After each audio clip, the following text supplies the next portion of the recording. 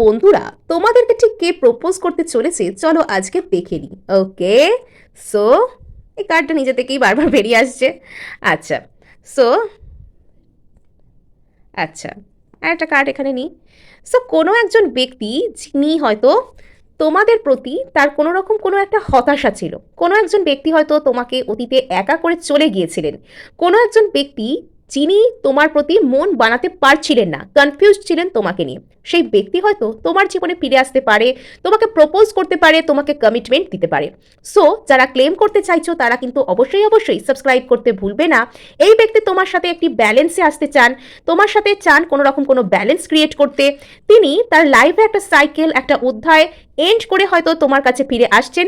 যে ব্যক্তি একটা টাইমে তোমাকে কষ্ট দিয়েছিলেন সেই ব্যক্তি তোমার প্রতি একটা সুন্দর ডিভাইন লাভ ফিল করতে চলেছেন। সো এখানে কিন্তু হার্ট ব্রেক থেকে তোমরা কমিটমেন্ট বা একসাথে হওয়ার দিকে যাচ্ছ।